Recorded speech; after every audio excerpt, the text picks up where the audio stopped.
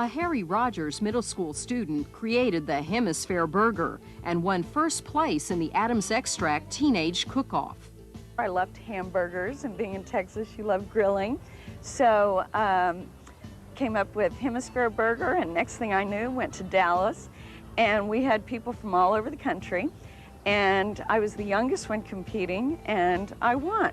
It had pineapple extract, and it had butter extract, so maraschino cherries, pineapple, nice and fruity and very Texas, very HemisFair. The food at HemisFair was out of this world. I was introduced to Brown's enchiladas in the food court for the first time, and to this day, I'm a fan of Brown's enchiladas, and I think they're the best anywhere. There was a Philippine restaurant right around here where we're standing that was quite good. I was glad that they retained so many of these wonderful old houses. And since the old houses kind of fell into clusters around the fair site, we had what we called food clusters. And we opened those up and parceled out houses to the various foreign nations. And the ones that had the fanciest restaurants got the biggest houses, like the French restaurant, the Philippine restaurant. Many other old and new buildings were part of the food clusters. But we tied them together by putting a roof that soared up above all the houses. And we set air conditioning units hanging from this open air roof above all these little houses and the patios that were among them, and blew the cold air across there so that people could commingle out in the patios in the hot summer. Other outside areas where people waited in lines were also air-conditioned. David Carter and Tony Spicia were in the National Guard when HemisFair was announced and wanted to be part of it. Buñuelos are good like pastry. And we had a Buñuelo recipe which was from Trinidad Gutierrez, who was my wife's great-grandmother. They presented their idea to the HemisFair officials. The boss there said, no, we've got too much food already contracted and you can't come in. But the man that was in charge had never eaten a Buñuelo. So David and I suggested that we bring some Buñuelos over and let he and his staff get a taste of them. So they outfitted friends and relatives in Mexican costumes and put buñuelos all around the hats and went back during coffee break. And here Tony and I run in with these girls and mariachis. And the boss came out when everybody was screaming and saying how good they were. And he had to take and eat his words, and he said, come on in, I've got to have you.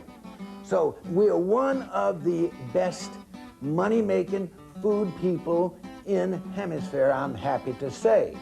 We could never leave the grounds without going by the Buñuelo booth. And getting sick because I ate so many Buñuelos, even to this very day, I can eat 12 or 15 Buñuelos at a sitting and still get sick like I did then. And of course, some of the wonderful restaurateurs that we have now were there at the fair. Joe Kosniak, who now has paisanos here in San Antonio, came down here on his motorcycle from the Montreal World's Fair, where he'd had a Belgian waffle pavilion. Mr. Sharma, who introduced tandoori chicken from India, also stayed in San Antonio to open a restaurant. There was a Swiss food that was it was a tall pastry that had ice cream that dripped down the interior of it, and it was about 6 inches high, and it also had powdered sugar on it. It was very decadent. One of the most popular things we served was a broccoli dip. And why broccoli? I guess George Bush didn't show up because we served it all the time. Sherry Wagner introduced her young stepson to escargot, which he loved, and ordered a second serving. But when he was told it was snails, he protested. And he looked at me and said, yuck, you mean you fed me snails? How horrible. And he told me, a grown man now, he said, I will assure you I have never had escargot again.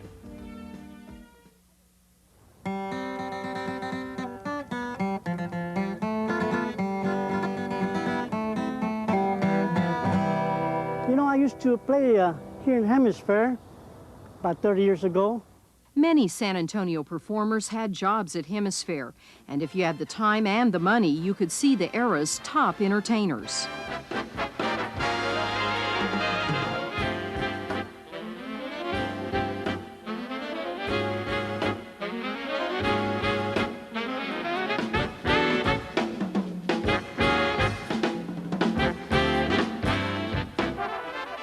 Weir got to interview most of them on her thrice daily TV shows on KMOL.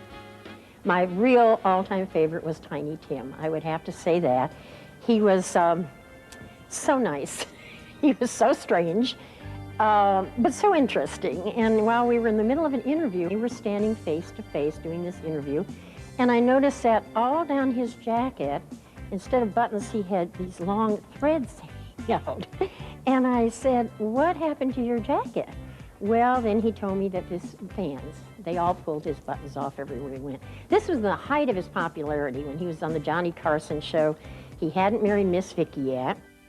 Pat Barnes, who currently works at KMOL, was a press aide at HemisFair.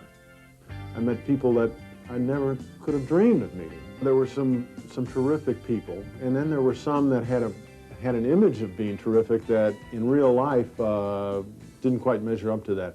For example, Louis Armstrong was a tremendous person. Herb Alpert at that time with the Tijuana Brass was big. Millions of records had been sold. Big headline act. Herb Alpert's spin-off group, the Baja Marimba Band, was billed with Jack Benny at the arena.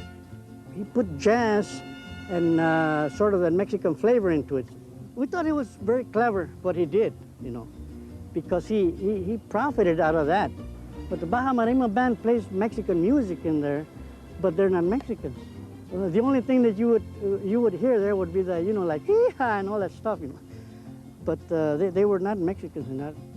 Texas native, gone Hollywood, Pedro Gonzalez appeared at the fair.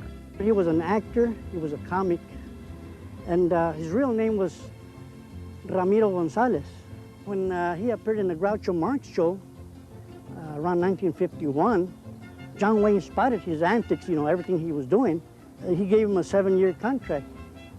So Pedro picked up his belongings, his car, and he took off for Hollywood. And he's been there ever since. Also, HemisFair brought the Bolshoi Ballet, the National Ballet from Czechoslovakia, Man of La Mancha, and Fiddler on the Roof. It was like Broadway. Wherever lines formed, HemisFair arranged for its own performers to keep everyone entertained. The Potpourri Players were a group that strolled around HemisFair. We would stop and do Shakespeare or some sort of poetry or something like that for the crowd. Our assignment was to keep the crowd entertained even though they were in the lines. And this would make time go by and they wouldn't even realize that the lines were there. One of the most popular things were a group of Wild West performers who did shootouts. Kids would just go bananas. We were first hired to roam around and meet and greet with the folks that came, but everybody got so interested in Cowboy being here in San Antonio in Texas that they built us a place, a facade in between two buildings, which was a bank, a jail, and a saloon, and we did shows there 6 times a day. I was just a part-time cowboy working there. At the time, I was vice principal at Patton F. Middle School. All the foreigners especially, they told the tour guides that they wanted to see the cowboys.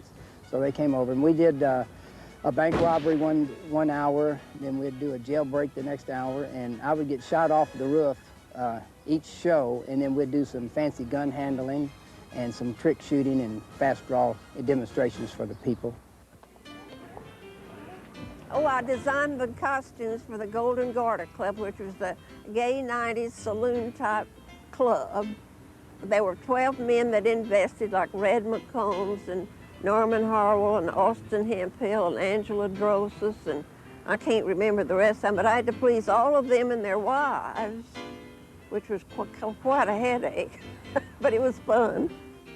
HemisFair had its own marching band.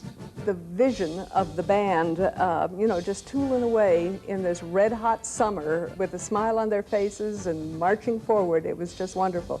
And they were everywhere.